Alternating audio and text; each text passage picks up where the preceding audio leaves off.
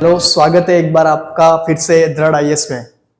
जैसा कि बहुत लंबा गैप पड़ गया था, उसके लिए हम माफी चाहते हैं। दृढ़ आईएएस आपके लिए वापस प्रतिबद्ध है आपकी कॉम्पिटिटिव एग्जाम के हर करंट अफेयर को नस्ते नाबूद करने के लिए। तो आज से हम शुरू करेंगे यथावत जैसे पहले हो रहा था, उसी रूप में, उसी रूपरेखा के आधार पर। जैसे कि आज का करंट है 24/9/2024 का। ठीक है दोस्तों, 24/9/2024 में देश दुनिया की और धरातल स्तर पर क्या क्या खबरें बनी अपने भारत देश में और अंतरराष्ट्रीय स्तर पर, वो सभी खबरें जहां तक हो सकेगी दृढ़ आईएएस आपको प्रोवाइड करवाएगा। दृढ़ आईएएस आपको हर खबरों से अवगत कराएगा। तो शुरू करते हैं दोस्तों, बिना किसी देर और बिना किसी रुकावट के। जैसे कि इंडिया और यूएसए प्राइम मिनिस्टर, जैसे हमारे माननीय प्रधानमंत्री जी नरेंद्र मोदी जी का यूएसए अमेरिका में विदेश दौरा था, जिसमें एक सहमति बनी है सेमीकंडक्टर एंड प्लांट जो भारत में लगाने वाला है।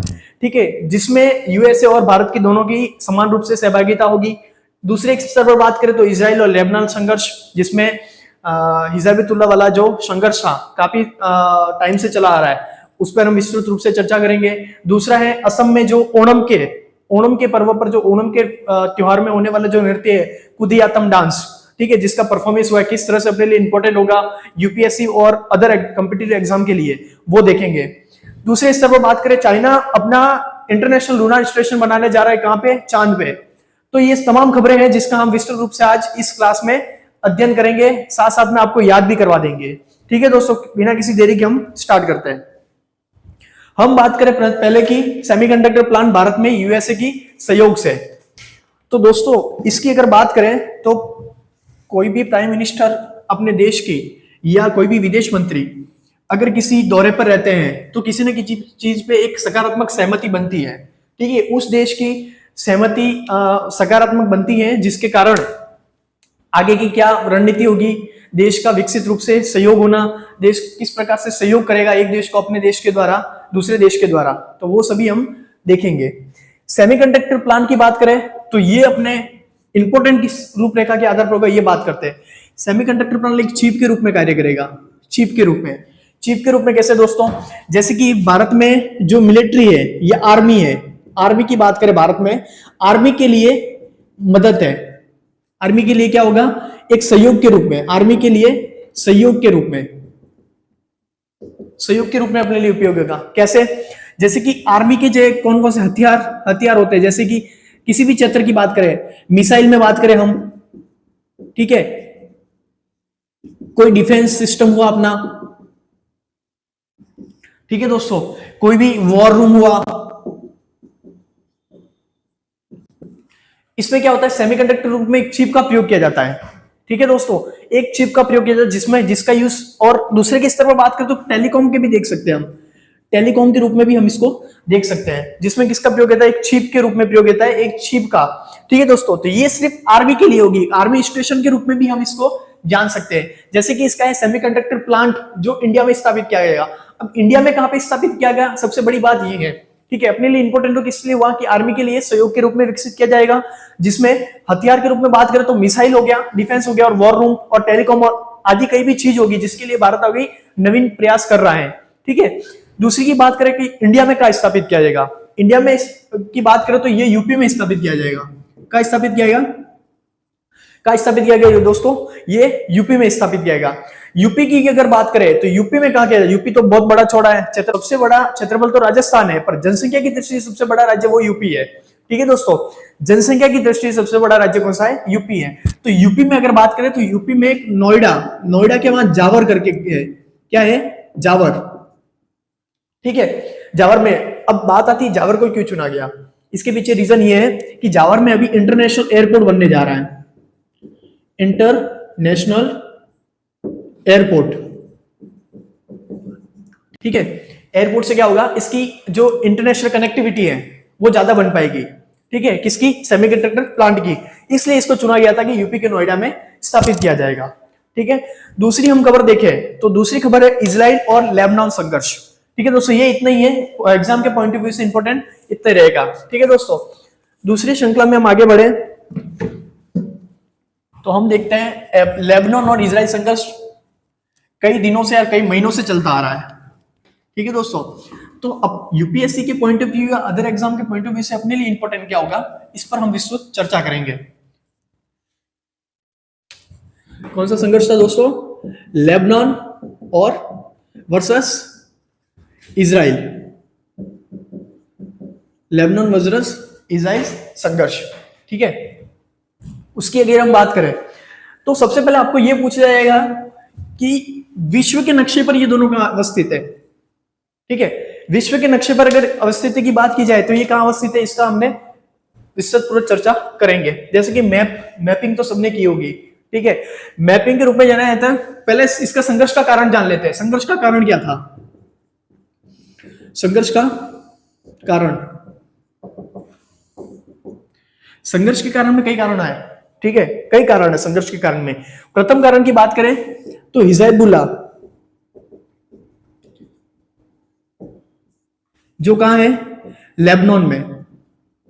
कुछ समय पहले इसने अटैक कर दिया था इजराइल पर, ठीक है दोस्तों। अभी किसी भी देश पे अटैक अगर करते हैं तो उसके एक संप्रभुता की बात आ जाती है, ठीक है। किसी भी देश पर अगर किसी का अटैक किया जाता है तो उसकी संप्रभुता की बात सामने आ जाती है। तो उसमें बात करें तो इजराइल ने भी पलटवार किया। इजराइल ने किसी भी चीज पे एक्शन करते हैं तो उसका रिएक्शन हमको मिलता ही है, ठीक है। आज आधुनिकता दौर में देखें, किसी भी चीज पे अगर आप एक्शन करोगे तो उसका रिएक्शन आपको मिलेगा ही मिलेगा 100%। जब इजराइल ने रिएक्शन दिया अपना तो वहां पे कितने लोगों की मौत हो गई दोस्तों? 356 लोग। दोस्तों ये सरकारी आंकड़ा 356 लोग के ऑन द स्पॉट वहां पे मौत हो गई थी, जो कहां अवस्थित है? लेबनान में। लेबनान में हिजबुल्लाह ग्रुप है, उसने अटैक किया था, ठीक है, जिसके कारण ये जंग छिड़ी थी। दूसरी दोस्तों अगर हम बात करें तो दूसरी संघर्ष के कारण देख लिया हमने। दूसरी आगे की कड़ी में अगर बात करें तो जैसे कि ऐसे वर्ल्ड का मैप बन जाता है ये ऐसा, ठीक है। वर्ल्ड में भी फ्रांस का अगर देखें हम, ठीक है, तो इधर पाकिस्तान हो गया,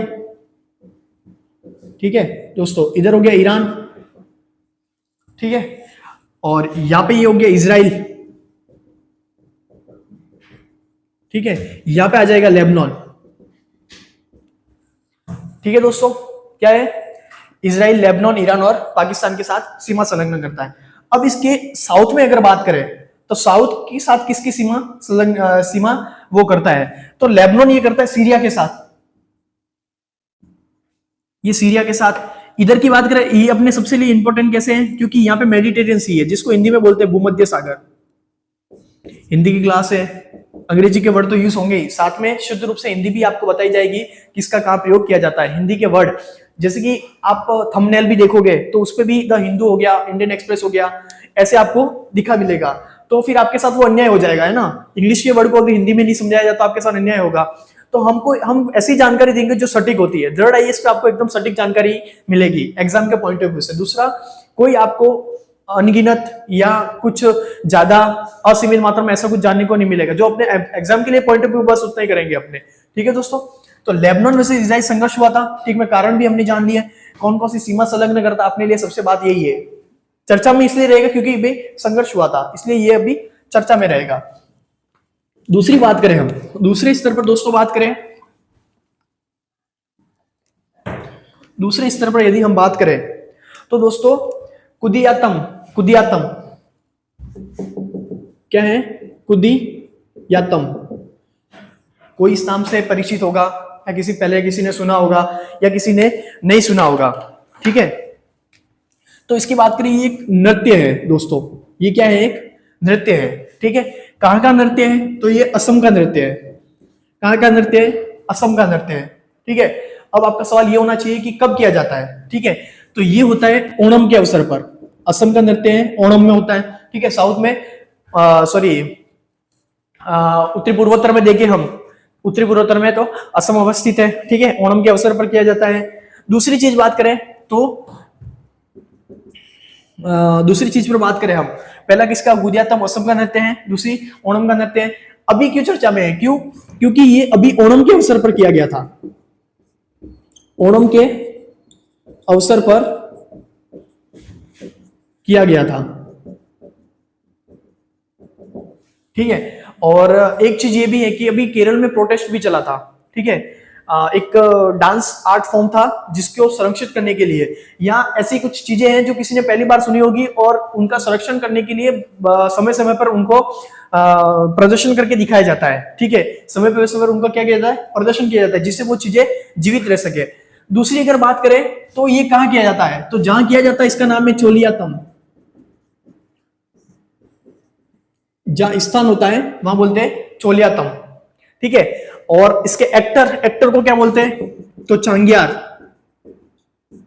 एक्टर होते हैं उनको क्या बोलते हैं, चांग्यार। ठीक है, क्या बोलते हैं उनको, एक्टर होते हैं जो इसमें नृत्य करते हैं उनको क्या बोलते हैं, चांग्यार। और नानग्यार, नानग्यार जो स्त्री की भूमिका निभाते हैं, स्त्री की भूमिका। ठीक है दोस्तों, क्या करते हैं, स्त्री की भूमिका निभाते हैं। दूसरे स्तर पर बात किया तो यूनेस्को ने, किसने, यूनेस्को ने वर्ल्ड हेरिटेज साइट में इसको कब सम्मिलित किया था, 2010 में। तो अपनी सांस्कृतिक धरोहर में इसको क्या किया है, सम्मिलित किया 2010 में। दूसरी चीज अपने लिए ये इंपॉर्टेंट हो जाती है। आगे हम बात करें, ठीक है, ये विस्तृतपुर से या देख लीजिए, कुदियात्तम नृत्य है, असम का है, ओणम के टाइम पे किया जाता है। ठीक है, चर्चा में क्योंकि अभी ओणम चल रहा है वर्तमान में, तो ओणम के अवसर पर किया जाता है नृत्य, इसलिए ये चर्चा में। चोलियातम जहाँ इसका स्थान होता है करने का, उसको किया जाता है। फिर है चांग्यार, जहाँ एक्टर होते हैं इसके, वो चांग्यार कहलाते हैं। नानग्यार जो स्त्री की भूमिका निभाते हैं उस नृत्य में, उसमें कहता है। और इसमें मुद्रा भी होती है, हस्त मुद्रा और नेत्र मुद्रा। ठीक है, आंखों के द्वारा, जैसे कि नाम से परिचित है, नेत्र मुद्रा मतलब आंखों के द्वारा की जाने वाली, हस्त मुद्रा हाथों की लयबद्ध से तरीके से की जाने वाली नृत्य। तो ये सब इसके लिए इंपॉर्टेंट है, यूनेस्को में 2010 में सम्मिलित किया गया था। आगे बढ़ते, आगे क्या करंट में है आज का, आगे करंट में है कि चाइना चांद पर, कहां पे दोस्तों, चांद पर। चांद अभी सबके लिए इंपॉर्टेंट हो गया है। जब से भारत ने साउथ पोल में अपना वर्चस्व दिखाया, अपना परचम लहराया, तो सब देशों की निगाह अब साउथ पोल पर टिकी हुई है। ये कारण हो गया प्रतिस्पर्धा के दौर की। दूसरी चीज है साइंटिफिक दौर का भी ये है। ठीक है, तो साइंटिफिक दौर पे अगर बात करें तो साउथ पोल पे नजर इसलिए कि साउथ पोल में वाटर के जो सिम्टम्स है, वाटर के जो लक्षण है, वाटर की जो मात्रा है, वो वहां पे पाई गई है साउथ पोल में, चंद्रमा के। इसके लिए साइंटिफिक तौर पे ये इंपॉर्टेंट है। बात करें, चाइना क्या स्थापित कर रहा है अपना, लूनार इंटरनेशनल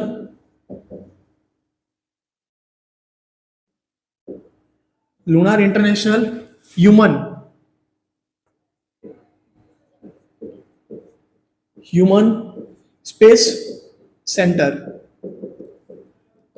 ठीक है दोस्तों, ये चर्चा में है। क्यों कर रहा है, सबसे बड़ी बात है क्यों कर रहा है। ठीक है, जैसे कि ये मून हो गया। ठीक है, मून है, मून का जो साउथ पोल है, ठीक है दोस्तों, मून का क्या है, साउथ पोल। मून का साउथ पोल हो गया ये। इंडिया में थोड़े दिन पहले यहाँ पे अपना परचम लहरा था, अपना space centre, lunar space centre क्या कर रहा है, चाइना बनाने जा रहा है। अब इसमें सहयोगी देशों की बात की जाए तो अकेला कर रहा है चाइना, अकेला नहीं कर रहा है। इसमें 50 देश सहयोगी है। कितने देश हैं, 50 देश इसमें सहयोगी है। और वर्तमान में इसमें सहयोगी कितने, पता देश का, देश के सहयोग की अपेक्षा, अभी अपेक्षा दोस्तों, अभी तक फिलहाल में इसकी कोई ऑफिशियल स्टेटमेंट आया नहीं है, अभी तक सहयोग में है। क्या हुआ, सहयोग में दोस्तों। ठीक है, 50 देश। ठीक है, अभी वर्तमान में बात करें तो 13 देश ने इसमें सहयोग की अपेक्षा की है। 13 देश सहयोग में आ गए, जिसमें थाईलैंड है, रूस है। ठीक है, ये सब देश हैं जो चाइना का सहयोग कर रहे हैं। दूसरी चीज आपको मैंने बता दी थी कि साइंटिफिक कारण क्या, साइंटिफिक कारण है इसमें पानी की मात्रा है साउथ पोल में, वो देखने को मिल रही है। ठीक है, इसलिए यहाँ पे जो अपना lunar international human space centre है वो वहां पे क्या कर रहे हैं, जिसमें इसमें भारत के सहयोग होने की अपेक्षा की जा रही है। ठीक है दोस्तों, इसलिए अपने ये इंपॉर्टेंट है चाइना का।